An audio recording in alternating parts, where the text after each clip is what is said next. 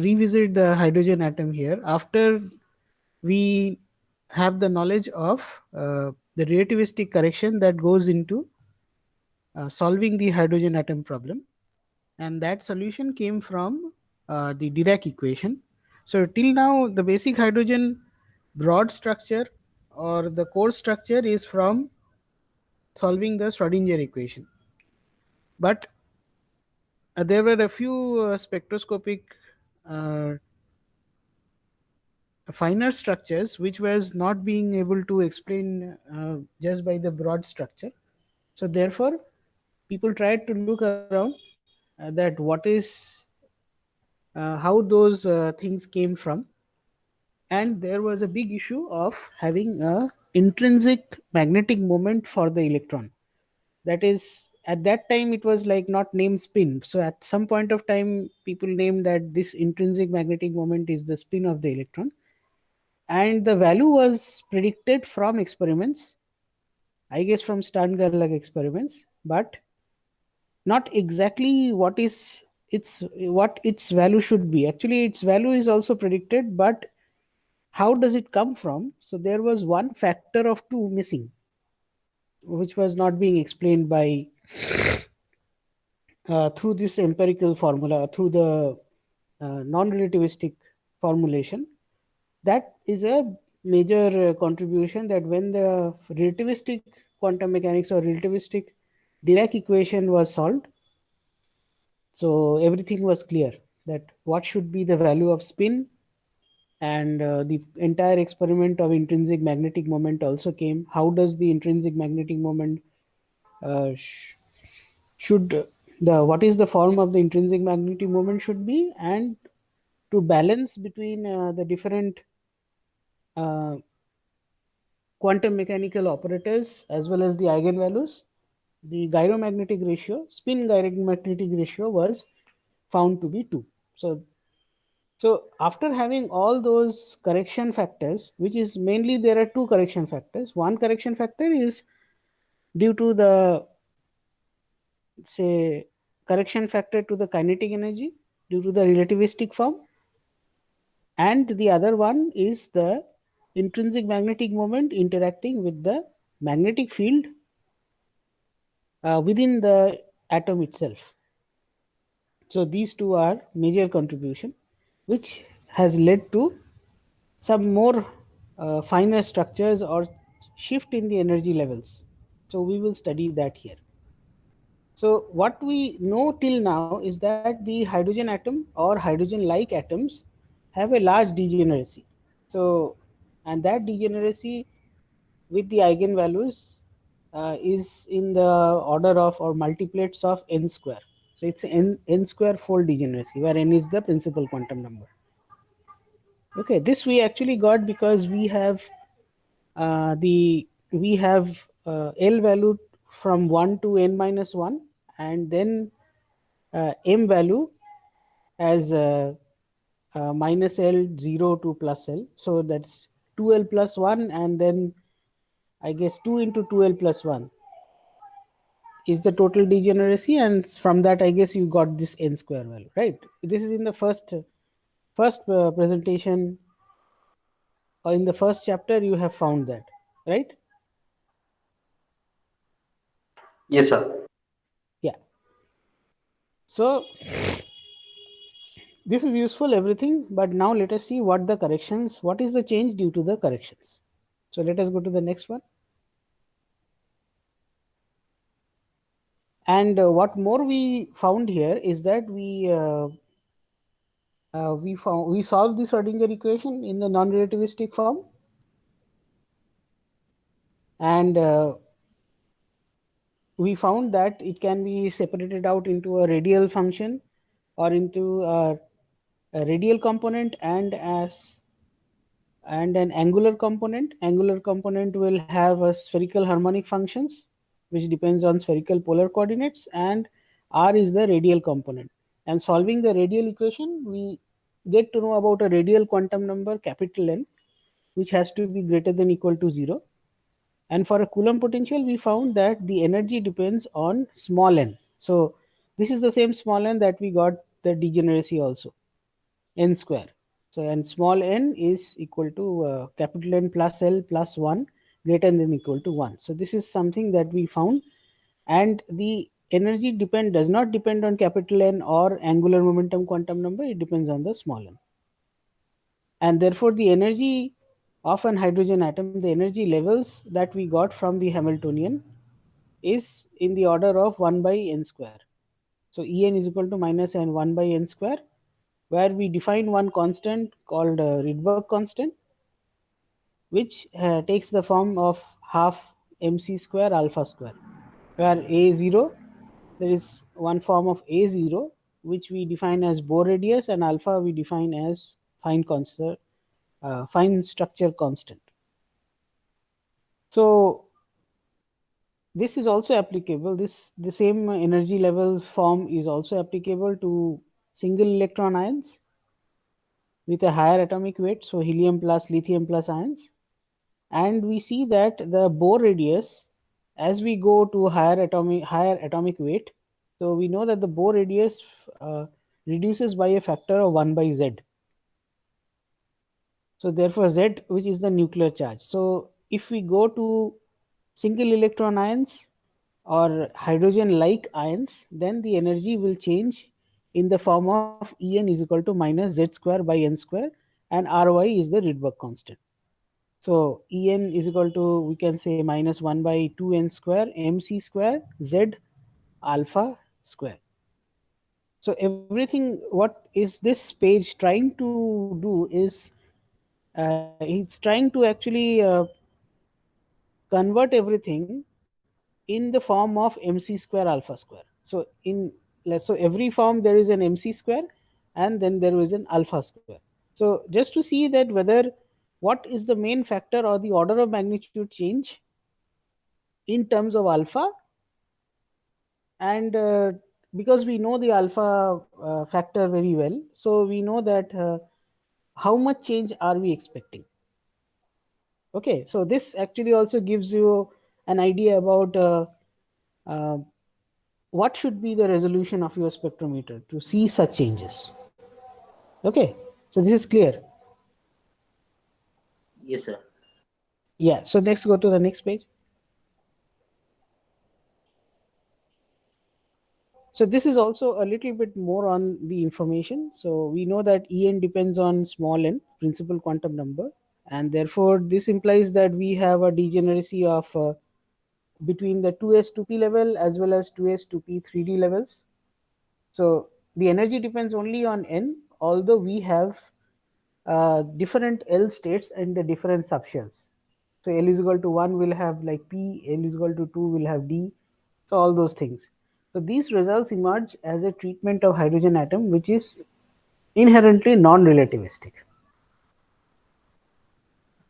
And so what happens is the non-relativistic Hamiltonian, this represents only the leading term in the expression of V square by C square.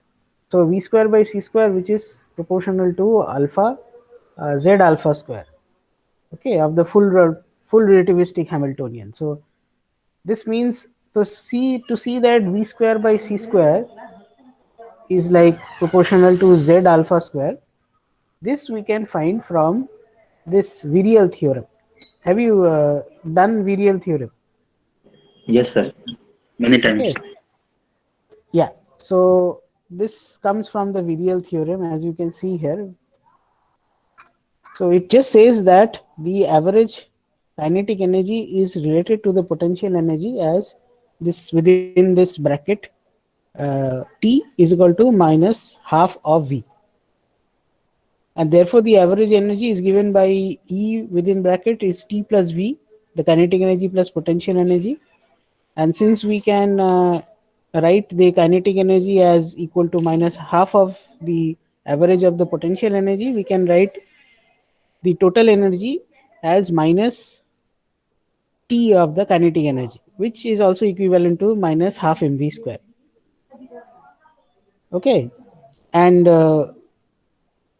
so we have this half mv square, which is equal to the which is equal to the Rydberg constant and which is equivalent to half mc square z alpha square. So let us go one step back and see where this came from.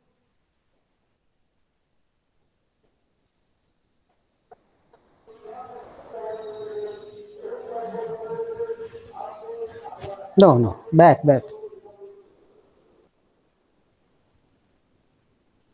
Yeah, go forward. One more. So Rydberg constant is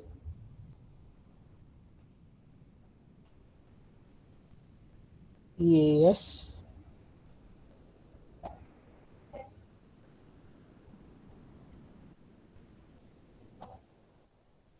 Okay, goes one step more. Sir, first page, second page, third page. This is the energy. So you go at the bottom of this page. No, second page. There is no second page. So go to the earlier page. Yes, yes. So you know that here it is written, right? The En is equal to Z square by N square Ry.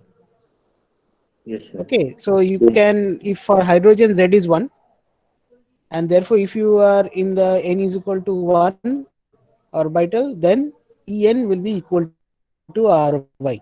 And En is average of En is actually equal to average of the kinetic energy. So and the kinetic energy is equivalent to half mv square.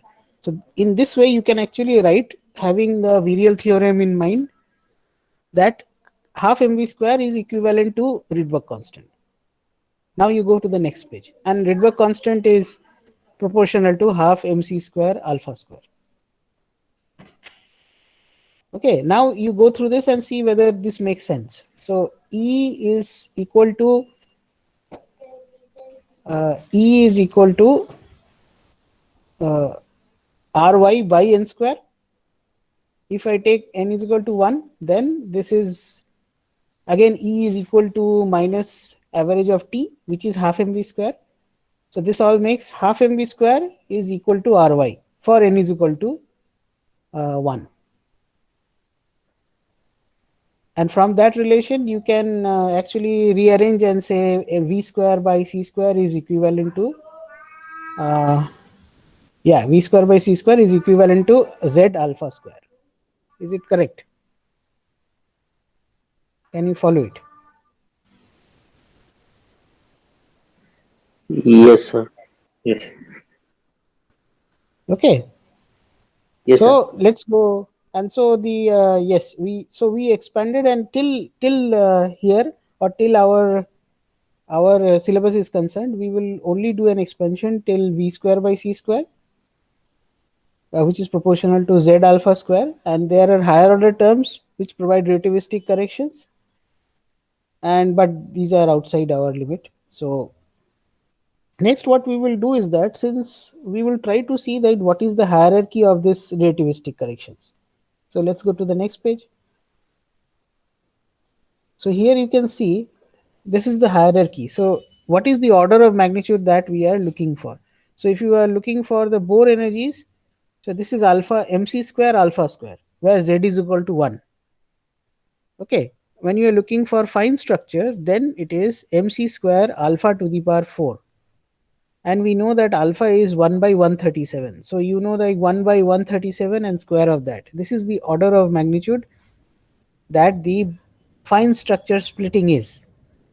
So this is the resolution. So if you are looking at only the Bohr energies, or if you have a hydrogen spectrum, in order to look the fine structure in a hydrogen spectrum, your spectrometer has to resolve 1 by alpha, alpha square. So 1 by 137 square, in that order of magnitude. And if you want to see the Lamb shift, it has to go one order of magnitude even higher. So it is like 3 times alpha. So alpha cube is the order of change, or order of shift. We call it shift, Lamb shift. Shift means it's a shift of the energy. Actually, we it's a nomenclature. You can call it a splitting, or you can call it shift. So there are two things. Like if it splits, then you can call it like that. This is nothing like or if so, it's just way of telling it. But this is the order of magnitude. And for an hyperfine splitting, this is again alpha to the power 4. So it is like in the order of alpha, it is similar to the fine structure, but then you have to take into consideration the mass of the proton. This is for hydrogen. Now, I guess if you are looking for multi electron systems, then you know that your mass of the nucleus will be much higher. So your Yes, hyperfine sir. splitting will change in that order. Okay, so these are actually good for problems. If and this is a back of the envelope kind of thing. So if you have to just find out what should be the what should be the changes, or what should be the amount of hierarchy, or amount of shift or split of the energy level, this is a good chart to know. And here you know that here we will see that the fine structure is due to two distinct mechanisms: relativistic correction and spin orbit correct coupling. And we will do so. We will work it out, as well as we will see, like, in terms of numbers, how much it is.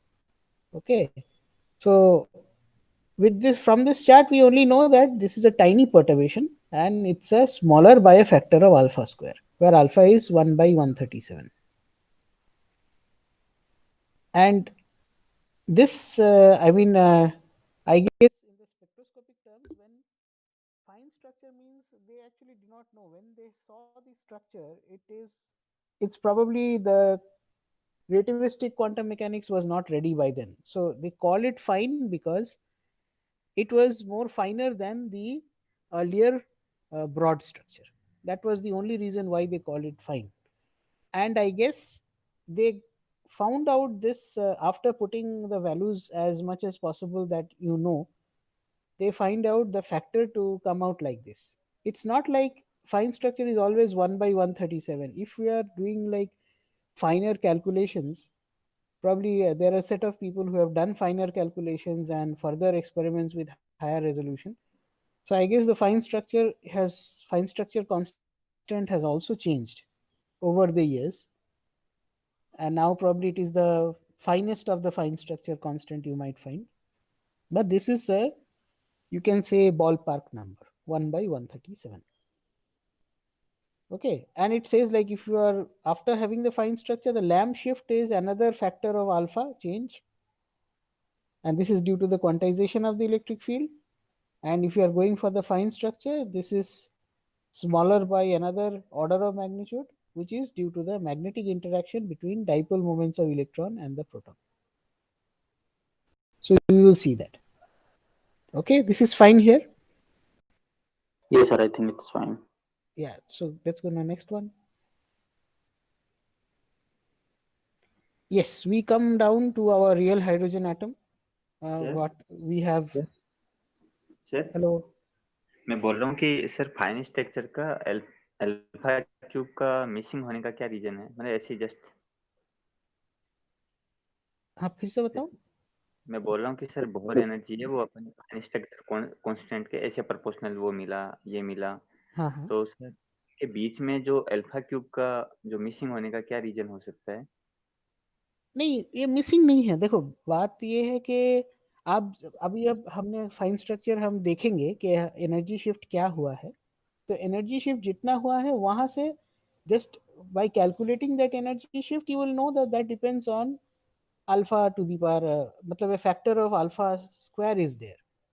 मतलब reason, मतलब क्या, you can say. मैं ये बोलना चाह रहा हूँ कि सर जो एनर्जी का स्प्लिटिंग हो रहा है बाद में वो एक इक्वली रूप से मतलब मतलब बीच के अंदर इतना गैप कैसे हो गया, ये पूछ रहा हूँ और कुछ नहीं। अच्छा, कौन पूछ रहा है?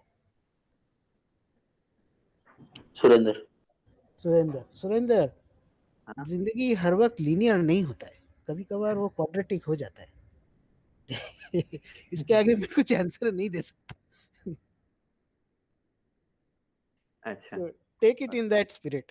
Okay, this is okay. a quadratic change, and some changes are not linear. So that's why there is nothing called alpha cube that we got.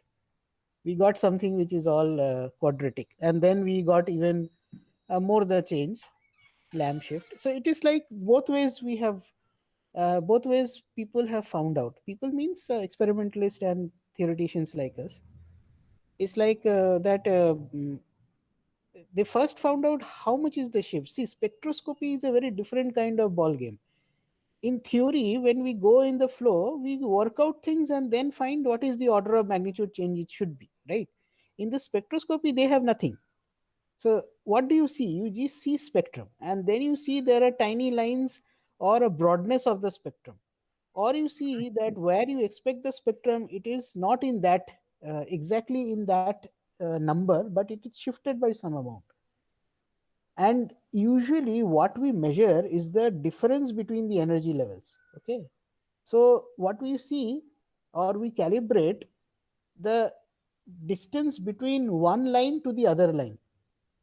And as far as Bohr energy, the difference is was on one line to the other line.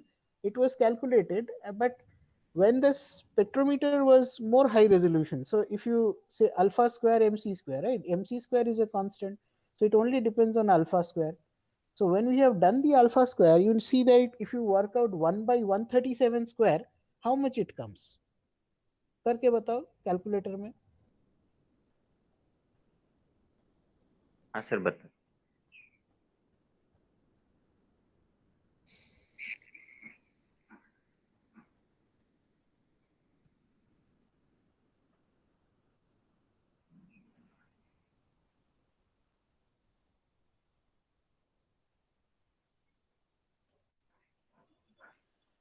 Sir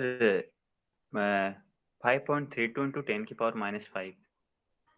5 point 32 sir alpha square ना. alpha square. हाँ 5.32 into 10 की power -5. तो 0.00005 है ना. Yes. तो अगर अब क्या है कि स्पेक्ट्रोमीटर का रेजोल्यूशन इतना माने 5 ऑर्डर ऑफ मैग्नीट्यूड ऐसा नहीं था. And you have to have a resolution beyond that. मतलब point yes. Zero zero zero zero one होने से फिर तुमको दिखाई देगा ये. तो वो नहीं था. तो इसीलिए बोर एनर्जी जब तक मिला people were happy. But then the spectrometer the grating and other things became more precision, and then they found out that no, this energy is shifted, or this line is shifted by this amount 0.00005, which is pretty small, very small. Okay, so when they found out and calibrated it, I mean they probably got minus 0.00001, and then there was they found a confirm that there is a shift. Then people started thinking, nay, we have seen this many times, is that many measurements are done and this does not fall into exact Bohr energy. So there is this amount of, and see, this is a 5 order of magnitude lower. That's why people thought this is a fine structure. Okay, either up or either down, which yes sir. this they confirmed, and they now know that no, there is something else to the story.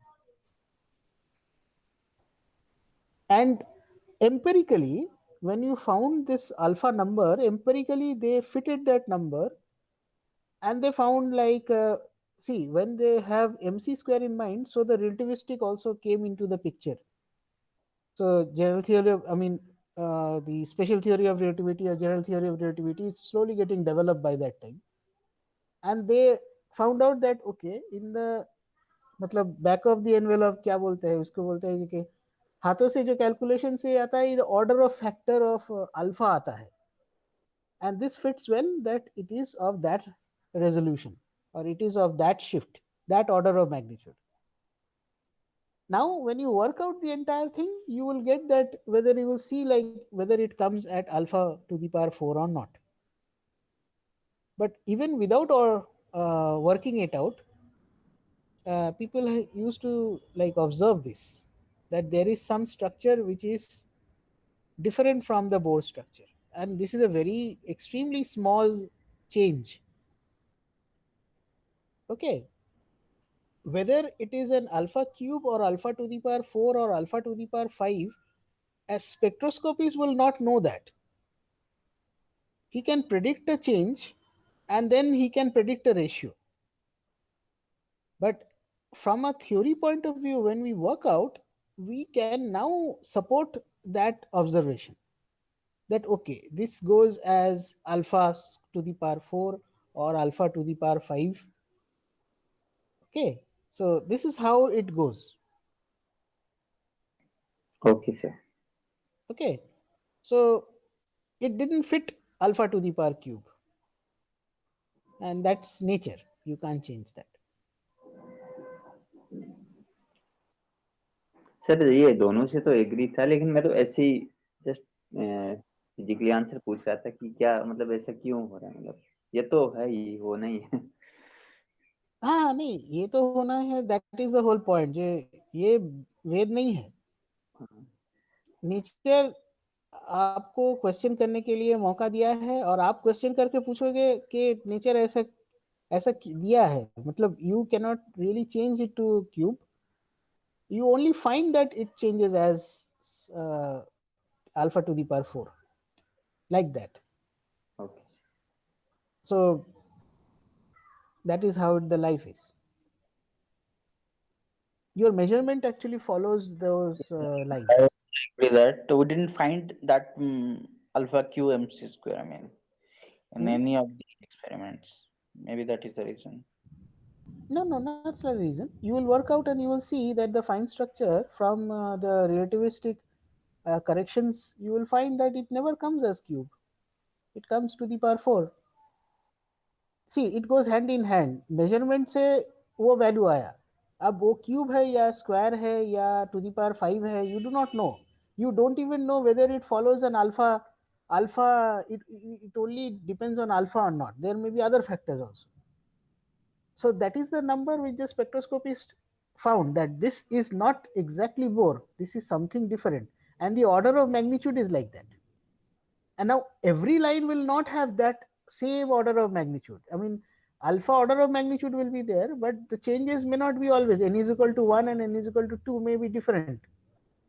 This you have to work out through your theory, that what is quantum mechanics answer to this. Some changes may be 0.000553, some changes may be 0.000083. Okay, so it may not all be equal change. But then when it is not all due to the, I mean, all the Balmer line or the Lyman line, every line, when they are not, the shift is not equal, then there is some formula that it is following. Now one can always say it's an order of change is in alpha square factor, but you cannot exactly say it will all following alpha square. There is some more to that.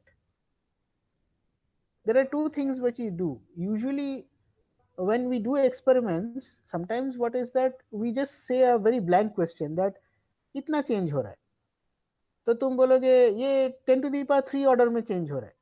That is good enough for starting point, that okay we have to look in this area.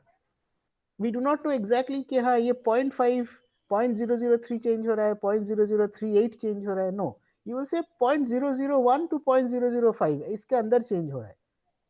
So sir in this, सबका standard deviation से फिर average, standard, क्योंकि अलग अलग हाँ, का अलग। that you will do later on when you have a set of data. Okay, different set of data, then you take a systematic and finally find out what is the change. It can be linear, quadratic, and what and many things more.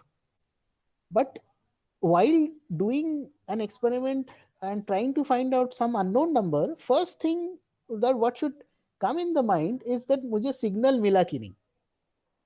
अब signal मिला, signal अगर नहीं मिला तो you can predict anything. अगर signal मिला then you can tune and make it better, but you can first confirm that that is a signal. There is a signal to noise ratio, that it is above the noise. Okay, now you tune it and you got some signal, then the next question should come is that whether the signal ये सही है ना, मतलब is there any sparking going on somewhere, is this power supply fluctuating or not, is this a physics signal or it is a technical problem which is coming up. There are many experiments which has been written in big science papers and later on found that this was just a technical problem. There was no physics in it. I will explain. I mean, I can tell you one experiment been done in nuclear physics in IUSC. At that time, it was Nuclear Science Center in Delhi. So that group had done a brilliant experiment. They analyzed the data and found out something very unusual in energy level of the electron, energy level of the nucleus, and published a very good paper out of it. Okay. So there are 3 more labs in the world who repeated the same experiment because it was very new. People, I mean, it was very new and it was not absurd. It's a very kind of, say, a forbidden kind of thing or very rare kind of event that has occurred. So they took it in that light. It's not like you have done something wrong. But all those 3 experiments, one was done, I think, in Argonne National Lab, one in Australian National University. So all these 3 groups over 1 year repeated the experiment because it is very unique. None of them got a data. None of them saw that signal. No one. So then they wrote that something is a problem. We did not see this to be happening. How did you see? Now, these group who have done, they are also very good physicists. They said, अरे तो problem क्या है? देखते हैं, फिर से data देखते हैं.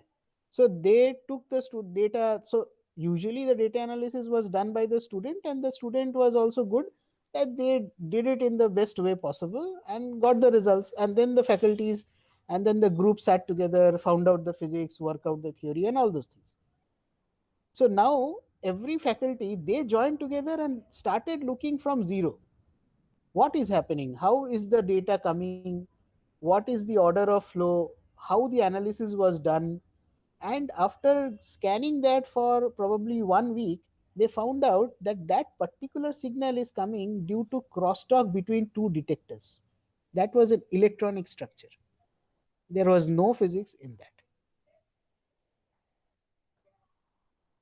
So they wrote to the editor that we did a mistake in data analysis, that this was not a real signal and it was a crosstalk between detectors. So we are taking back our paper. Don't consider any physics in it. क्या समझे?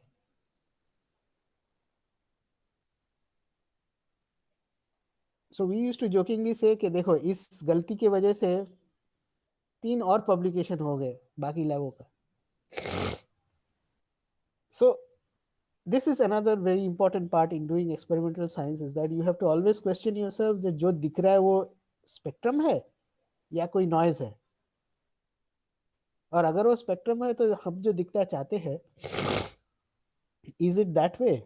But you see, the point is that you are seeing a change in the order of alpha square or alpha to the power 4. But if you get something at alpha to the power 3, you will get confused. Alpha to the power 3 भी हो रहा है, alpha to the power 4 भी हो रहा है. But then you don't know कि shift कौन सा है फिर. Alpha to the power 3 shift जो है, that might be an error of your spectrometer. But alpha to the power 4 जो है, that is a proper physics issue. So you have to always cross check. And this happened for this nuclear physics group. That group is from SINP, so that's why I know. I was a student at that time who was not involved in this experiment. This was much senior people. But later on they found that they thought what is a signal is actually an electronic noise. Okay. Yes, sir. So that's the thing. So these are stories which is good to share so that you be prepared for your life. इसमें छुपने वाली कुछ बात नहीं है, ऐसा होता है. Yes, sir. I also thinking so. Yeah. So ये लोग बोल, और साइंस में क्या है ना कि तुम छुपा नहीं सकते. तुम ऐसा नहीं बोल सकते अरे नहीं नहीं नहीं आप झूठ बोल रहे हैं, ऐसा नहीं होता है. 3 लैब अगर करके देखा कि नहीं होता है तो इसमें गड़बड़ है. और जो लोग यहाँ पे भी, जो लोग इंडियन साइंटिस्ट जो किया है, they are also good scientist. उन्होंने सोचा यार 3 लैब जब बोल रहा है नहीं हो रहा है तो हमने कैसे मिल गया हमको, चलो फिर से देखते हैं डेटा, कुछ तो गड़बड़ है लगता है. एक लैब ने किया है ना बोला है तो ठीक है, उसने कुछ गड़बड़ किया है. 3 लैब किया है, तीनों नहीं बोला है नहीं किया है. वो लोग भी दोस्त है, ऐसे नहीं है कि they all know each other. Then they said अरे यार तुमको कैसे मिला, चलो चलो फिर से देखते हैं. देख के लगा अरे ये तो गड़बड़ है. तो फिर दे ऑल्सो रोड बैक कि नहीं नहीं ये पेपर हम वापस ले रहे हैं, इसमें गड़बड़ था, आप सही हो, ये नहीं होता है, this thing doesn't happen.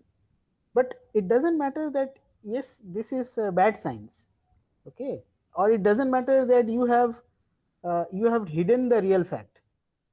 This just says that you were not careful at that time, but as soon as you found out the problem, you shared with the community. And this is a big event that the community, everybody, every experimentalist got a lesson that you have to be very much careful while doing the data analysis. Chalo, next page. Okay, so this is the real hydrogen atom. As we have seen here, that there are three major terms in it: the relativistic corrections to kinetic energy, the coupling between spin orbit degrees of freedom, and a contribution known as Darwin term. These three uh, facts that we found out from the relativistic correction for the hydrogen atom and hydrogen like atoms. So we start with the Hamiltonian now. Now we know that what should be the factors or what should be the corrections. Now let us go in a different way. Now we try to find out the real actual values for these corrections. How is the change? Positive or negative, split or shift or whatever. So we start with the Hamiltonian, which is H is equal to H0 plus H bar, H dash. So the H0 uh, is your non-relativistic Hamiltonian, or is your basic Hamiltonian, p square by m square minus z square by 4 pi epsilon 0 r, where mu the reduced mass we take as m. Let's go on the next page. And the you can say the correction to the unperturbed Hamiltonian, that has three factors in it, and all these three factors are the same that we found by solving the Dirac equation, right? The first one is the kinetic energy correction, minus p to the power 4 by 8 m cube c square. The second is the L dot S coupling, the spin orbit coupling factor, 1 by 2 m square c square 1 by r dv by dr. This also we solved from the Dirac equation. And the third term also we got from Dirac equation, which takes like pi h bar square by 2 m square c square z square by 4 pi epsilon 0 delta r, which is known as the Darwin term. So we will go each term one by one and see how much is the change from each term. So this is clear, right? This we got from Dirac equation. Yes, sir. Okay, next page. So here there are a few, you can say a few caveat. Caveat means take home message. Okay, it's like take home message means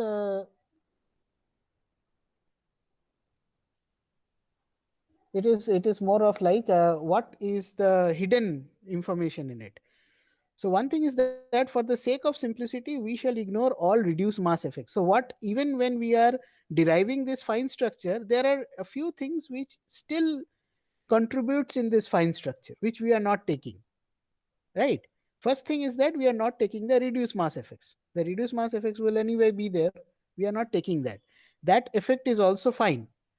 So it can lead to fine structure, a change in the fine structure.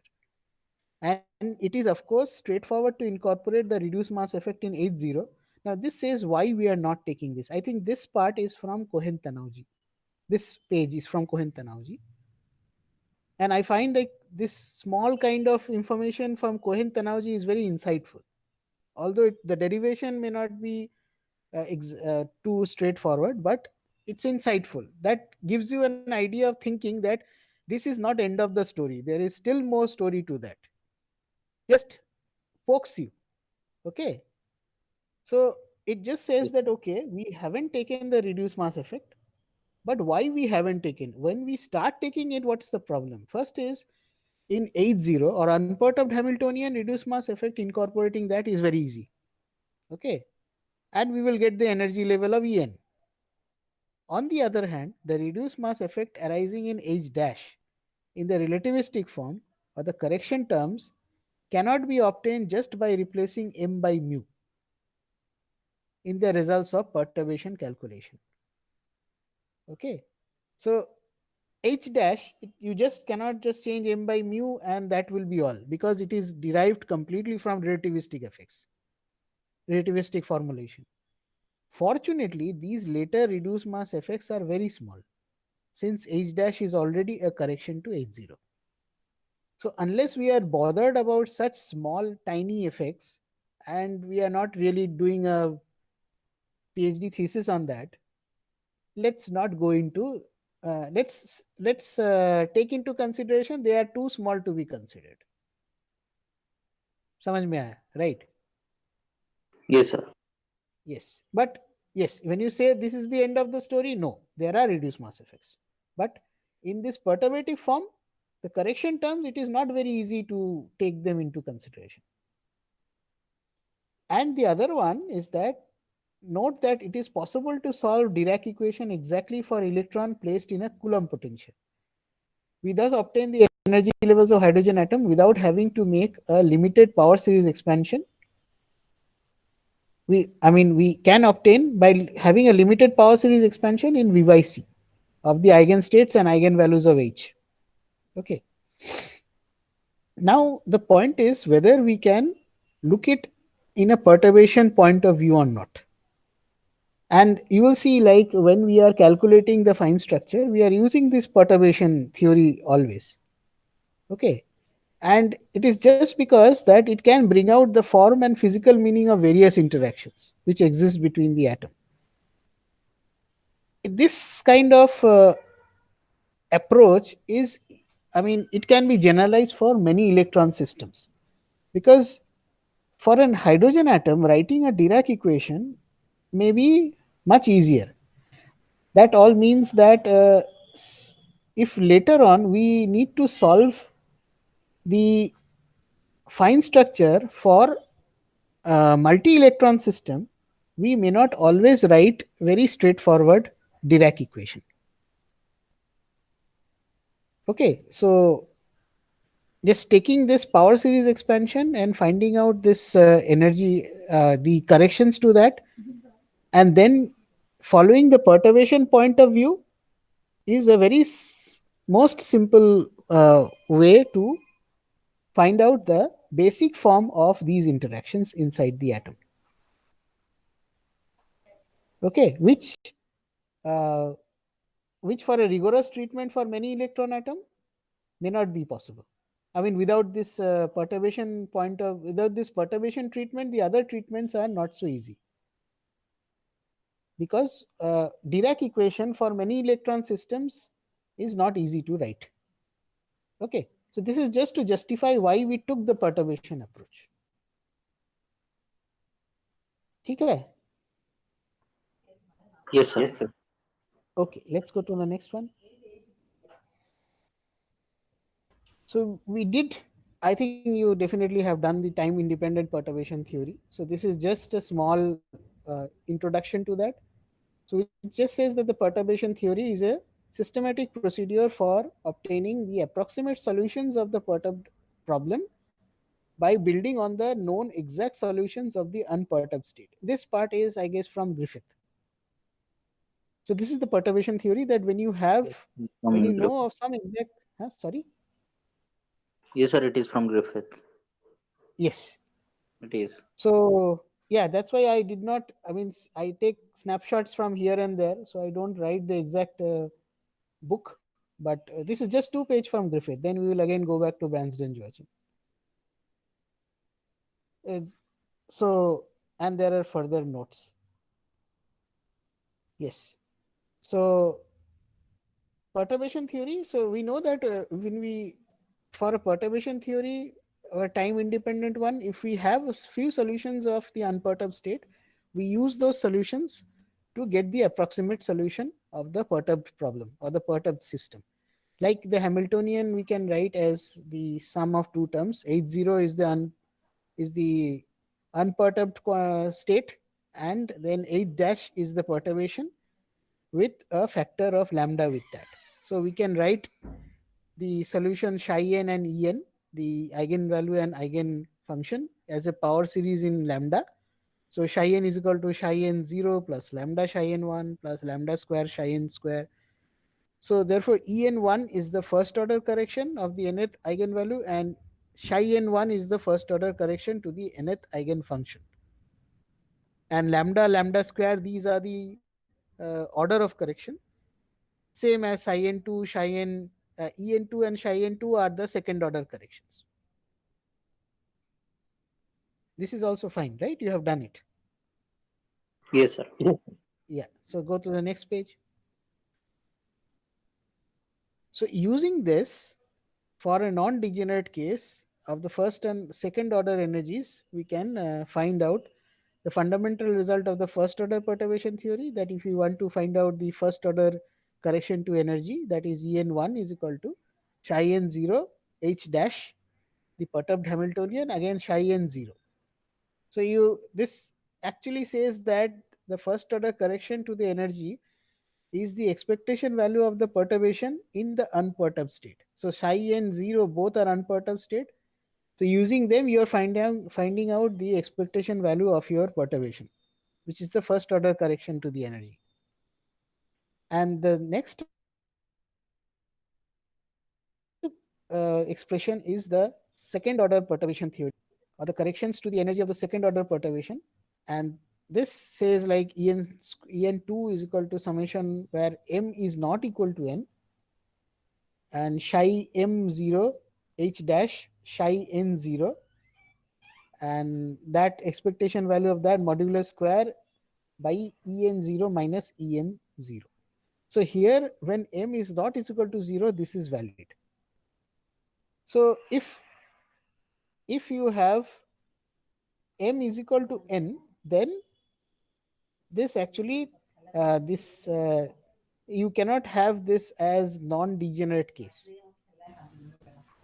Okay, so the whole point is that if the two different unperturbed states share the same energy, then we need to put the degenerate perturbation theory into our consideration. So here the main factor is that as long as the unperturbed energy spectrum is non-degenerate, we are safe.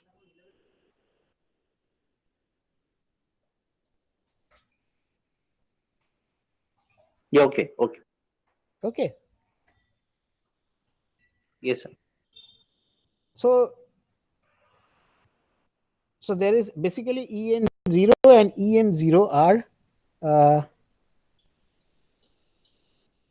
so the separation between, so they are not, they are what do you say, they are not different, right? Yeah, yeah, yeah. Yes, sir. Yeah. Different Now there is eigenstates. they are a different eigenstate, but the energy is the same. Yes, yes. Now there is a fallacy to this. Go to the next one. I was moving my slides. Yes. So now let us consider that whether how far this is actually true. Can we do this? First of all, is that the till now we know that the hydrogen atom has a degeneracy of n square. But now since we know the spin is also uh, have an effect on the unperturbed solution, this doubles the degeneracy, and therefore each Schrodinger energy level is now 2 into n squared degenerate. This is the change. Now since the unperturbed energy level of En is 2n square, we should use the degenerate perturbation theory, right? Because we know that this is degenerate. But why are we using the non-degenerate one? First note that H-1 does not act on the spin variable. Now we are going directly to the kinetic energy, correction to the kinetic energy.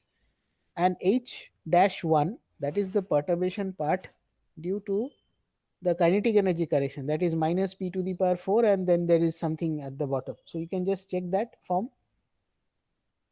Go back once more. One more. One more. Yes. So look at the H1 dash form minus p to the power 4 by 8 m cube c square. This is the perturbation term. Okay. And first thing is that this does not depend on spin. So we don't have to bother about the 2n square degeneracy. So that 2 factor due to the spin, we don't have to bother that. Now go back.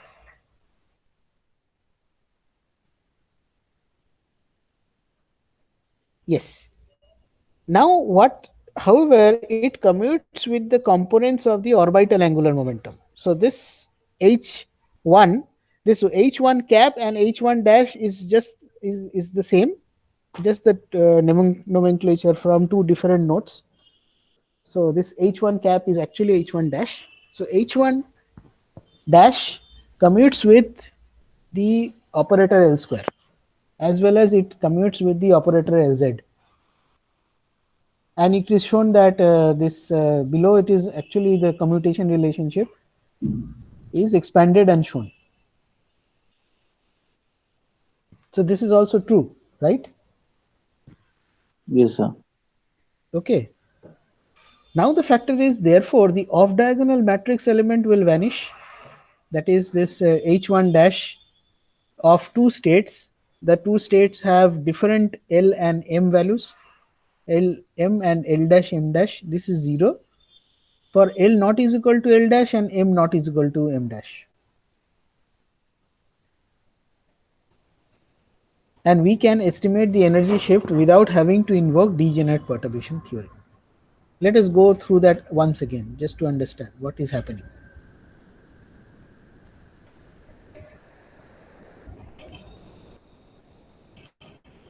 So it just yeah, go back, don't go here. Yes, Take just so the whole factor is that the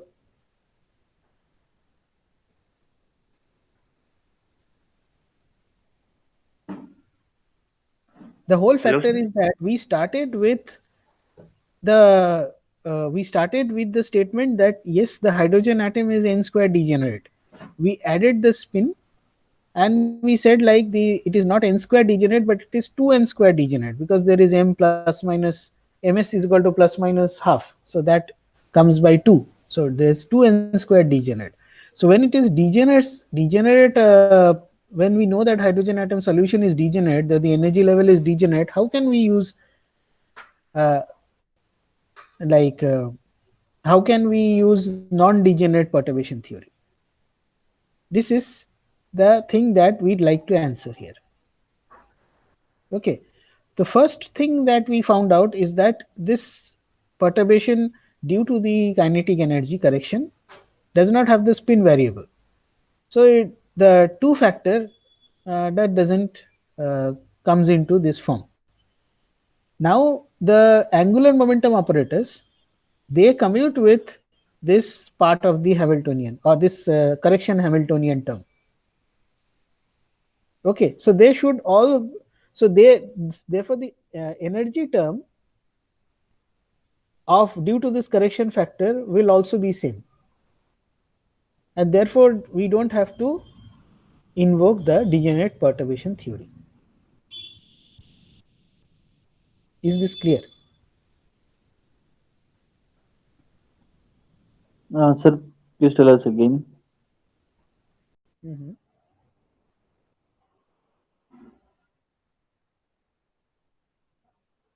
hello sir. Hello, huh? Sir Bhavani से can you repeat, sir? Oh, okay, okay.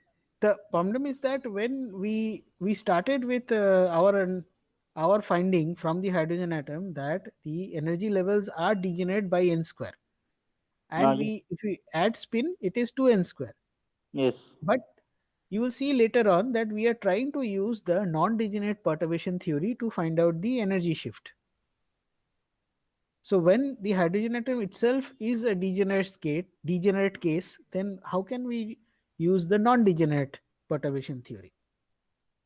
This has a tricky part, and this answer actually goes from that the interaction Hamiltonian or the kinetic energy change Hamiltonian, this does not play a role in the degeneracy. Yes.